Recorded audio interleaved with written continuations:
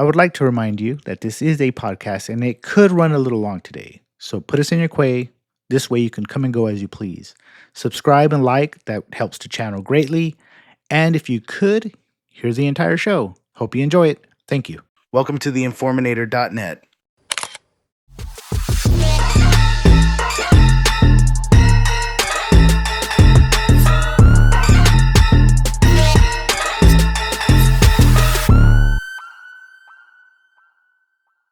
This is AP. You're listening to The Uncomfortable Truth with AP and Chatty.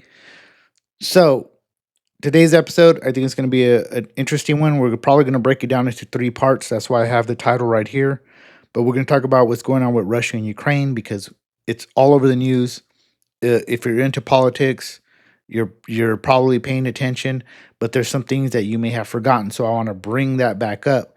And if you've been watching this channel, the difference between us and everyone else is that we always look at things from a biblical standpoint. So we're going to talk about what's going on, and then we're going to look at the big picture because there's a lot going on, right? There's a lot going on all over the world. You got Israel and the Palestinians, they're still going at it. You see all the hate and anger and glee and everything going on with that. We've had recently Pakistan, and who are they fighting with? And India. And, we had, what was it, Cambodia and Thailand going at it just recently too. There's a lot of conflicts. There's a lot of things going on. So if you watch this channel, everything's through a biblical lens. And I'll post it after I do this video. I'll put a timestamp so you can look in the description if you want to bypass all this and get straight into the meat of everything. But before we start, I want to talk about the philosophy of how I come to these how I come to my conclusions on all these things and how I relate it to the Bible. So I want to talk a little bit about philosophy before we begin. And the way I look at it, this is how I see the Bible and the world in general.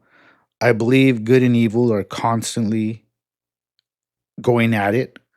And on the personal level, you are dealing with this every day. Sometimes you're aware of it, sometimes you're not. But it all comes down to choices. It comes down to the most minute detail, choices you make daily. For instance, you could be going somewhere, say a concert, comedy show, anywhere, just going down the street to Walmart or something. And you could be with your spouse and you could be going into the store and somebody just like bumps you with their shoulder or something. At that moment, within a split second, you're going to make a decision. And ultimately that decision could have you wind up in prison because you could overreact. That person could overreact. You could get into it. You accidentally kill somebody. Vice versa. All these decisions have to be made in split seconds. And, you could bypass the situation too and say, hey, sorry, whatever, and move on with your life. And that could upset your significant other, and maybe you're going to have problems at home now because that maybe she didn't feel protected. Point being is decisions are made every day, and it's good and evil. It's a constant struggle that we all go through. And I think when you look at the Bible and you look at the world through the Bible lens, a lot of people want to discount it because they look at it as this is an old book written years ago, thousands of years ago, and it were just stories. They weren't true. There's talking snake. Couldn't happen. It's fairy tale. And I think it's sad that people have that mindset because what they don't look at is a couple of things. Number one, the Bible, if you want to talk how primitive people were in those days, and then you look at a book that's sophisticated, that's written in a language that is both numbers and letters and has codes in it. The Bible itself has codes in it. If you had never heard of that, look it up. The book is special. And the wisdom itself that's in it, when you look at primitive man, I don't know how you can come to the conclusion that it wasn't divinely written. Because even today, the standard of thinking can't compare to what's in the Bible. It's an amazing book. But when it comes to people, we have a way of doling things to ourselves. You know what I mean? Like we just take things for granted. We take water for granted. Comes out of a sink, right? It's easy access, but we don't realize that how hard that was to accomplish and how much life that gives. We need water and food to survive, but especially water. But we don't look at that. We don't turn on the water and go, "Wow, this is amazing that we have water that just comes out that like that." You know, the soap. Before the invention of soap, people would die of diseases all day long. Doctors, it's been documented. They would they wouldn't clean the instruments, and people would get diseases and they would die. So the number was sky high numbers of deaths during operations, or just living everyday life. But once we invented soap, once that came along, it extended the human lifespan. And that's just, those are just a couple of things. How about toothpaste? Before toothpaste, people's teeth were falling out, at an early age. And now people keep their teeth pretty much. You could keep your teeth all the way till you die because of toothpaste and just good hygiene. My point is that we take all these things for granted. They don't mean much to us because everything is dulled in our senses. Even crime or whatever. If you watch TV, you see a lot of crime going on. At some point, you kind of just, they talk about people dying, and you kind of just look at it, whatever, and then next the news, right, takes a little break, and then during that break, you're seeing commercials of people being happy, jumping around, and all you're thinking about is, hey, honey, it looked like it'd be awesome to go on that vacation out there to, to Nashville. So that's just how it is, and I think that people bypass the Bible, and it's a mistake. They look at it as it doesn't contribute anything to your life, and it's like they're so wrong. That is such a sad way of thinking.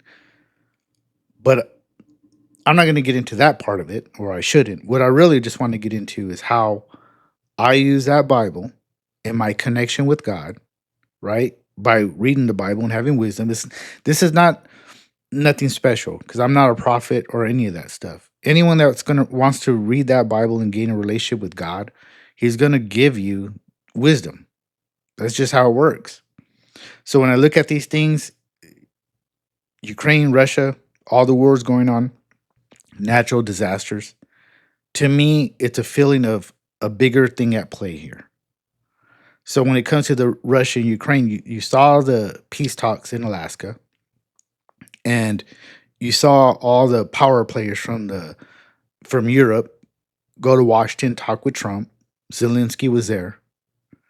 And I've been saying on shorts that there's not going to be any peace. And if there is, it's going to be short-lived. And I can say that with confidence. And if I'm proven wrong, you can blast me for it. But according to what I've read, and if you look at the background of what's going on here, you can see there's a bigger plan that's been taken shape, that's been made, talked about, I believe, behind closed doors, and Russia needs to go. That's what it really comes down to. Now, to prove that, we're just going to go a little history lesson here of how this all started. We're not going to go as far back as the annexation of Crimea, but basically how this particular war with Russia and Ukraine, how it all started and how the narratives and everything has changed since. Okay, so some of this I'm going to do some reading. I have everything on my screen because I want you to be able to look at it and read it as I go through it. Okay, so Russia's warning before the invasion. Late 2021, February 2022. Security guarantees, right? Russia demanded legally binding promises that Ukraine would never join NATO, plus a rollback of NATO weapons and troops from Eastern Europe. NATO's rejection of Russia's demands. Putin's justification of why he invaded. Fundamental threats against our country are created by irresponsible politicians in the West. He claimed the goals were demilitarization and denazification. Okay, so in this link right here, you'll see this. This is a statement addressed by President of the Russian Federation. Putin gives this long speech, and I've read it, and basically he mentions some of the things as Americans that we feel. Not everybody, but the people that I guess you would call conspiracy theorists. Me and several of you. But basically, he mentions things about like the Iraq War and the false pretense we used to invade there and destabilize the country. He mentions Libya, Syria, and it to me basically what he's saying. He saw the writing on the wall. He knew no matter what he did, the Western powers, mainly the United States, was never going to accept Russia. We wanted to change them to our way of thinking, or there could not be a Russia. At least that's the way he believed it to be. And in my opinion, it didn't. I don't feel he was wrong in that way of thinking. I mean, it is true. We have this thing in the West. We're very paranoid. Our the Pentagon, CIA, very paranoid. India is not a threat to the United States because they don't have the weaponry or any of that. They don't care about their culture. They don't care about any of that. We don't try to change them, is what I'm saying. But yet, all these other countries that we feel they're a threat to us, we try to change them. We try to make them think our way. And I don't think that's the way. I don't think that's right. You don't do that. My neighbor can have his way of thinking. He doesn't need a change to my way. The only thing I would ever bring up is Christianity. But even with that, you tell me you're not interested, I won't bring it up again. My point is you can't force people into changing to your way. And the United States has never really liked Russia. There's an old video I saw a long time ago that shows Patton, General Patton, after World War II. He mentioned that we were going to have problems with Russia. He called them savages. We just never liked Russia. Putin said this thing, and it's 100% true a long time ago. And I'm not a Putin sympathizer. If you guys should know already, I only spit out the truth. I say what I see, and that is it. I don't believe in this taking side shit. You see what reality is, and you talk about it, and I base all my decisions, like I said, according to the Bible, because the Bible's not biased, but everybody is. If you're all about America, you're going to be biased towards America. Like there are people that believe we should be in control of everything, right? So they don't care that we go into countries and destabilize them. They don't care that we kill women and children or cause women and children or other families or other people to die because of what we try to accomplish. They don't care. They look at it as, hey, we can't allow anyone else to be in the lead. And that's the CIA, our government, or the Pentagon. That's the paranoia. The paranoia is if we're not in charge, who's going to be in charge? And are they going to be as good as us? Are they going to be as virtuous as us? Because that's the way we see ourselves. And that's their biggest worry. And because of that, we destabilize. Right? Not to mention, there's even a bit. There's so many layers to this that it can be a little confusing, because the overall big picture is Satanism, and I think there's a lot of willing and unwilling participants. You could be doing the devil's work and not actually know you're doing the devil's work, or you could know you're doing the devil's work and you're happy that you're doing it. So that's what I mean by that. But the point being is, Putin goes through all these things about the Iraq War, Libya, and all this, and he saw the writing on the wall and said, we're next. They're trying to get rid of us. And he took a stand because we wouldn't like bases all around the United States if Russia were to put bases in Mexico, Cuba, Canada, which would never happen. But the point being is, we would feel, as citizens, we wouldn't like it. We would feel threatened. But yet we act like nobody else can feel that way. That's what we do in the U.S. That's the framing that we put, is that nobody else could feel like that. So, like I said, so in that whole thing, his whole speech, he brought up all that, saw the writing on the wall, said this is what he wanted. He wanted to have a demilitarization in the Ukraine, and then there was some lands there, and I'll get into that. Um, Here's the Western framing of the start. UN General Assembly, March 2nd, 2022, condemned Russia's invasion, called it unprovoked aggression, demanded an immediate withdrawal. UN resolution vote record. NATO response reiterated open door policy. Every nation chooses its alliances, and Russia doesn't get veto power. NATO Secretary General statement. I don't have that. I didn't pull up that link. But you can see it here. I actually have it right here. It's just basically the UN's response to these things. Uh, Russia demands NATO rollback from Eastern Europe and to stay out of Ukraine. And then it talks about what NATO's response was. So it doesn't get actually as deep as to what I'm telling you. Like if you read Putin's transcript, what he said, they only touch on a few key points, and that is how the media works. You're never going to be fully. You're never going to know what's going on. Like right now with these meetings, you're seeing. You can watch all these videos from CBS, MSNBC, CNN, Fox, whatever.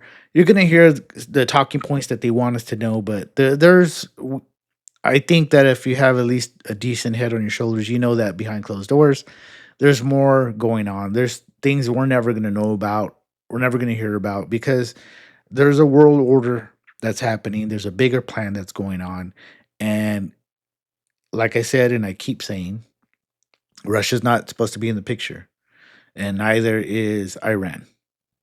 I've said it before. Iran is going to have a regime change, and I think it's going to happen sooner than later. So, number three, Russia's scope expands 2022. Initially, Russia claimed it only wanted Donbas protected and Ukraine neutral. September 30, 2022, Putin announced the annexation of Donetsk, Luhansk, Zaporizhia, and Kherson, despite not controlling them fully. Now, sorry if I mispronounce some of those, but those ain't the easiest words to say.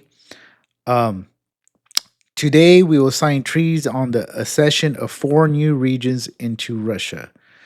Putin's transcript, I don't have that. Well, I do actually. I just showed it to you, but you can look it up. He talks about that. It's not hard to find. Okay, and then we get the narrative shift, right? Russia's line is consistent. Russia is more, when the things they said they were going to do, they kind of still stick to that. But you'll see the West is the one that keeps switching. NATO expansion equals threat, protecting Russia's speakers, historical unity. Western media's lines, they changed. At first, they acknowledged NATO was a concern. And I remember seeing that. I don't know if you do. They did report that on the news. They said, yes, this is what Russia was saying. They don't want Ukraine with NATO, in bed with NATO, because there's just too many countries already along the border that are with NATO. And it was kind of like, like I said, they felt threatened. And you can't blame them for that. Especially, I may have lost that point, but Putin had said about how we in America, all our movies show Russia as the aggressor and as the bad guy. And he mentioned how in their movies, the US is not mentioned at all, and it's never mentioned that way. And that is propaganda, which is true. He's right on that. Think back to when you were younger. Every time you saw movies, Russia was always the bad guy. And now you're starting to see China's getting a little bit in there, right? I think they remade a movie, that one with Patrick Swayze. What is it called? I can't remember the name of the movie, but it was a movie where Patrick Swayze and some other young actors. Uh, it starts out, I think, somewhere in Utah, and then like Russian soldiers start dropping out of the air in parachutes, and then they take over, and blah blah blah blah. Basically, a takeover movie, and they remade that. And I think when they remade it, I didn't watch the remake, but on the remade it movie, China was one of the countries that was involved in that. So that's what we do in America. We do propaganda through movies and this and that, and we always try to be subtle with it. Like I said, it's all psychological. Um, Even our own government uses psychological tactics on its people. Um, But anyways, so they first acknowledged the NATO was a concern, but by late 2022, coverage shifted to Russia invaded simply to conquer Ukraine. And I even saw that yesterday. I saw some of these videos where they're constantly using that language. Like they always have to mention whenever they say a line, they'll say, uh, the aggressor. Russia was the aggressor. The aggressor, Russia. It's always starting out the sentence like that. And like I said, it's psychological. Keep pushing it, keep pushing it, keep pushing it until it gets embedded into the public's mind and they see it our way. Because right now, if you look at it, uh, in our own political news, there's this back and forth that Trump is weak. He all he did was give Putin everything he wanted. m- You know, made him look like a good guy, and it's kind of like to who? To who? All the Western countries, all of Europe. Nobody. We have sanctions on Russia. Europe doesn't like Russia, so there's unless they're saying, well, to the public though, to the public, look at it makes Russia look this way. I don't think so. I don't think so. I mean, and even if so, what, a few million people? No, I mean, it's not like we can do anything about it. A lot of us don't want to be funding this war anymore. Do they listen? No, they don't listen. And the big beautiful bill, we're still giving money, to Ukraine, weaponry, whatever. It doesn't matter what we say. It doesn't matter. You see all the people talking out there protesting Israel and Gaza and all that, and has anything changed? No, nothing's changed. Just a lot of talk. So, well, let's get right here to how it started late 2021 to February 2022. In just a few months, Russia published two security guarantee drafts demanding no NATO for Ukraine, other ex Soviet states, removal of NATO forces, equipment from much of Eastern Europe, limits on missiles, deployment exercises. January 10th to the 12th, 2022, NATO/US talks. NATO and the US rejected the core demands, reiterating the open door policy every nation chooses its own path. And then in February 21st, the same year, Putin recognized the so called DPR LPR and delivered a long historical political speech. 3 days later, he announced a special military operation citing NATO, demilitarization, denazification. So even so, it wasn't like he just evaded. He told them what he wanted. So the war would have never started. Basically, is what this is stating here. It wasn't like Russia just invaded. They told the concerns, and Putin was right on that. You can't discount that. He said all the things that Ukraine needed to do. Um, like I said, there was regions they already had drafted um, this agreement since I want to say 2014, and they said that Ukraine didn't honor it anymore, and it basically allowed Crimea and Donbas to kind of be independent of them because they have a lot of Russian sympathizers there. But Ukraine got ballsy and said no.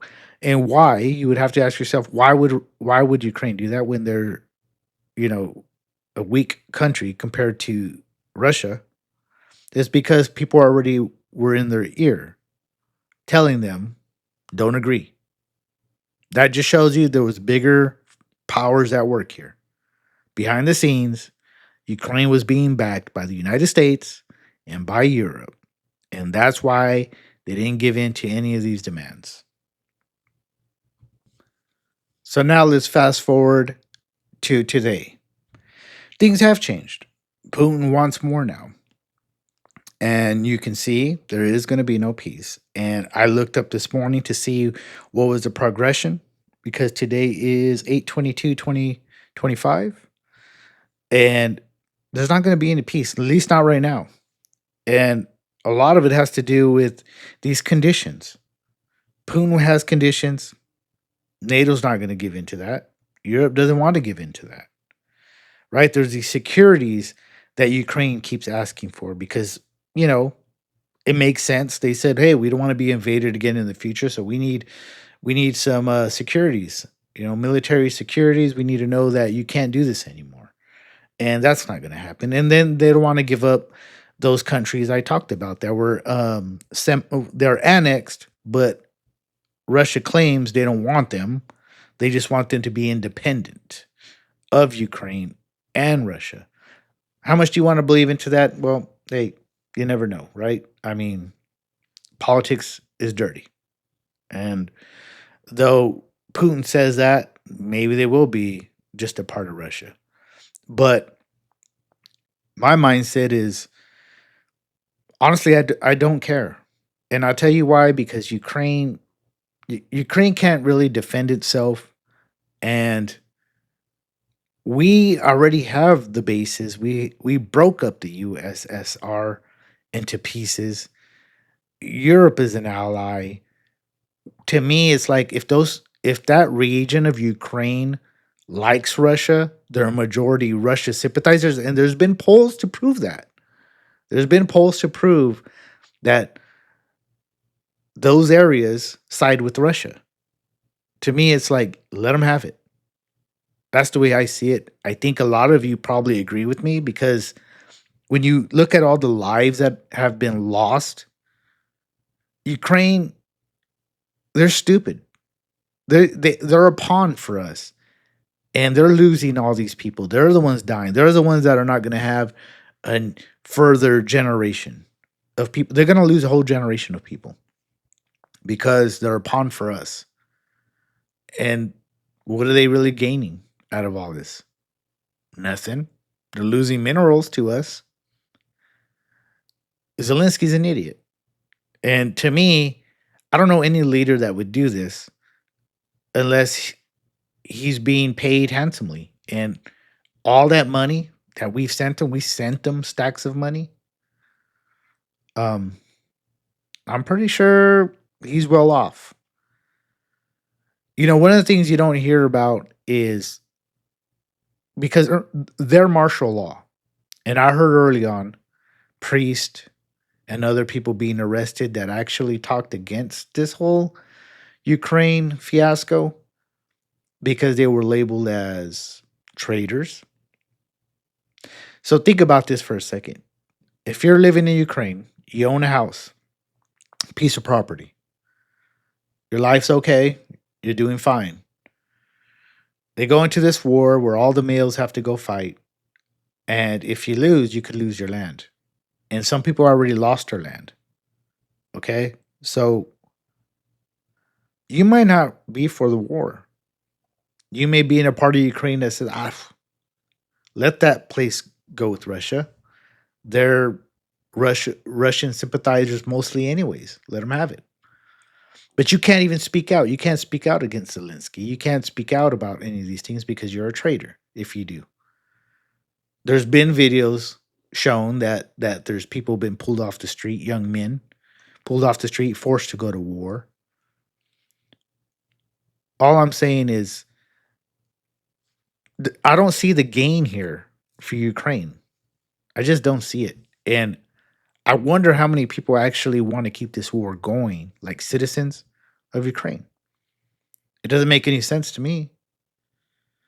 So logically, that's how I see it. I don't. I think if they polled it, I bet you. I mean, the sentiment could have changed by now because I mean, when people get killed, I mean that makes you angry. It feels that's the fuel you need to keep going to war and keep fighting is anger, revenge. So it may have changed, but I have a feeling that there was a time there that many of the people didn't want this conflict and would prefer Zelensky not be so in bed with NATO and the United States. Now, those are my thoughts, those are my opinions. I can't tell you they're facts, though some of those are facts. Like I heard about the priest that was against this whole thing. They called him a traitor and they arrested him, and I heard others were arrested. So those things are facts. But like I said, those other things, those are my opinions, but I think they're very logical. Let's talk about these peace talks. Alaska meeting, Trump, Putin, European pushback. EU leaders insist Ukraine must decide its borders. Seek ironclad security guarantees. Borders must not be changed by force. Breaking views, Reuters. Europe came to Washington with Zelensky, united symbolism, but strategy gaps if US steps back. Today, NATO's what is this? NATO's route in Kyiv. Lavrov says no Putin Zelensky meet until agenda set. I heard about that. Russia's they don't want to meet with them because they're far off from their deal. So there's no they don't want to meet just yet. Though it could happen, it's not going to go anywhere. This is now Europe's war. I mentioned that in the shorts. This is Europe's war.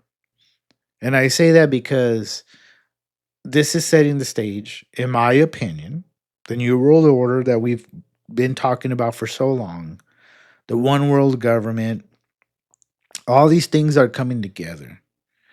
We're in the sign of the times, in my opinion. And the reason why I say that is because I just mentioned when we started this video the ongoing conflicts that have happened recently. There's a lot of them. The Israel Gaza thing that's going on. I've said it in shorts. Israel is ripening for the Antichrist. And then you have all the natural disasters. Do you remember the earthquake that happened by Russia? Right? The tsunami warnings all the way to California. The huge earthquake in Turkey that recently happened. And then the floodings and all the things that we normally have, right? It's just a lot. It's a lot. And then you put that together with the wars, the rumors of wars that are going to happen, right? China, with Taiwan, recently China admitted that sanctions, not the sanctions, the tariffs are taking a toll on their economy. And if you know history, you know that Japan went to war with us, right? They attacked Pearl Harbor because to their point of view, they were crumbling financially.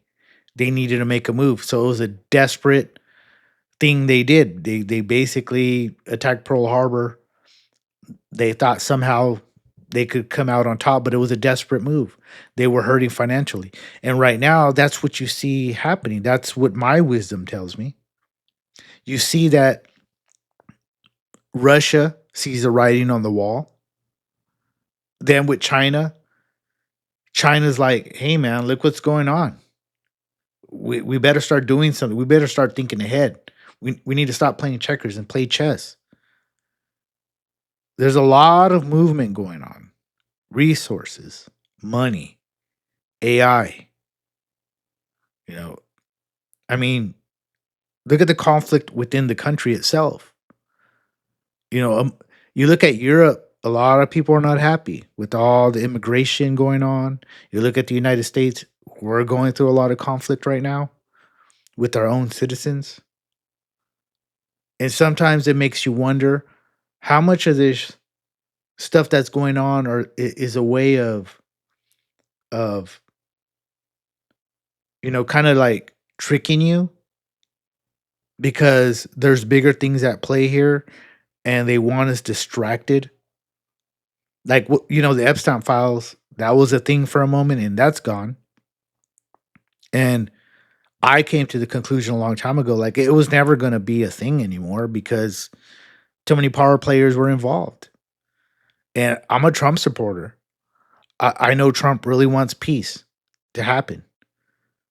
And then obviously the Epstein stuff, he was involved with Epstein. We know that. But what are you going to do? I'm not for any of those things. But at the same time, Trump has done a lot. He's done a lot of things. I'm not looking past any of those things that he's done. He's going to have to pay the ultimate price anyways if he's guilty, which we don't know he is. But if he is, and I know the evidence points like he probably is, he's going to have to deal with that. But he was spared during the assassination, which tells me God has a plan for him. And remember, these are two different things. I'm not saying that he's anointed. None of that. I don't talk in that crazy shit that the MAGA people talk. And though MAGA's my friends, if you're MAGA, I'm not talking crap about you, but there is some of you guys that think he is Jesus, and I'm not talking that. What I'm saying is God protected him though for this time period. And I think a lot of the what's going on right now in Europe is they know that Trump he's only got so much time and he's got to go. And a lot of this stuff could be on hold. It's a holdout thing, which sucks because I think a lot of Trump's plans are gonna really start kicking in and start working from the tariffs to everything. Because I know the economy isn't great. It isn't the best right now, but I think there's a lot of positive signs for down the road. But it may never really reach a peak because Trump's not going to be in there long enough. And I think that's why he's in a hurry to get a lot of this stuff done. But right now you got the gerrymandering happening, right? Because they want Democrats want seats, Republicans are looking for seats. And this is all set in the stage for more dirty politics and this slow, tyrannical type system that we're gonna have. Like our rights are being taken away, and it's not always by force. Sometimes it's this they feed it to you in this way, like they get you angry at things and then you actually take your own rights away. There's so many tactics that can be used psychologically on people to do these things. Like right now, right? You got the takeover in Washington, right? Well, that's the way the libs try to frame it. You see the language they use, where all the crime that's going on, and Trump said, "All right, I'm going to bring the National Guard," and it's a success from what I've been hearing. But at the same time, you have to look at it and say, what happens when the Democrats get in office? What happens when Trump, who's actually trying to help us, is out of office? And then you get somebody that's replaced that is in favor of the CIA running everything, is in favor of the Pentagon running foreign policy. Do they use these tactics now because since Trump did it, now they can use it in a different way to, uh, you know, Christians kind of put us in our place? Because at some point, Christianity is the problem. We're the problem for the world, as they say, because nobody wants to realize that if it wasn't for Christianity, we probably wouldn't even have lasted this long. Would you want pagans to run everything? You want to be being, you would rather have people sacrifice today for climate change? Because that's probably what we would have had. I don't think we would have lasted very long with paganism. We're only here because of Christianity, but yet we're the problem. And that's because of what I said earlier. Good and evil are always battling. Unfortunately, evil has a stronghold on a lot of people. I mean, do you ever ask yourself, like, how is it we can have music that praises God, talks about country and good values, and across the aisle you have music that talks about women are whores, uh, rob somebody, kill somebody, take what they have. It's all about money, and people praise it. Ask yourself, is that normal? Why would you hear that music, bob your head, and be like, yeah, yeah, this is great music. It's talking about killing people. You know, I was young once too. I can hear that music. Sometimes it got a good beat, but yet we know that that kind of music in those neighborhoods that it's played in with young minds, it's like theme music. It encourages them to do evil. And my point is you have music that talks about death, one that talks about love, good and evil, always going at it. You see what I'm talking about? Always going at it. And every day people have to make decisions. Are you going to do the right thing or are you going to do the wrong thing? Good and evil, because that's what life is. You're born into this world, and from here till you die, you got to make decisions. And those decisions can be categorized as good and evil. Do you do drugs? Do you cheat on your wife? Anything in between. Do I drink another beer? My wife said something I don't like. Should I slap her? Or for her, hey, that guy's younger than my husband. He said a couple of compliments to me. Do I give him my number when he asks for it? It's all about decisions, people. It's all about decisions. And this whole thing right here, these power players, these peace talks are not, they're not going to come to fruition. And even if they do, it's only going to be for a short period of time. Because as I said before, if you want a one world system, Russia needs to be knocked out of power. They either need to be conquered or they need to get with the program. So does China and so does Iran. Regime change in Iran is going to happen. China, Russia, a move is going to be made. So we're either going to get war, we're going to get the red horse eventually, not now, but all this needs it. None of these things are going to happen overnight. There needs to be the stew needs to be stirred. All the ingredients need to be put in before it's finished. And that's what's happening right now. All these things need to come together, right? Before we can start getting into the tribulation. So Israel is on their path, getting ready for the Antichrist. And I will be making a video soon about that. It may startle a lot of you. It's going to be really interesting, but we're going to talk about Israel soon. If you haven't signed up for the podcast, if you haven't subscribed, please do. Whenever you like something or comment, I believe that gives YouTube's algorithm, it gives them like, hey, you can go ahead and spread this message to someone else. Share this video to somebody else. It tells the YouTube algorithm to do that. Because if you like it or you comment or you subscribe, it makes the algorithm feel like, well, then this is of value to somebody. So if you haven't already, please do that. Thank you for listening. God bless. Welcome to theinforminator.net.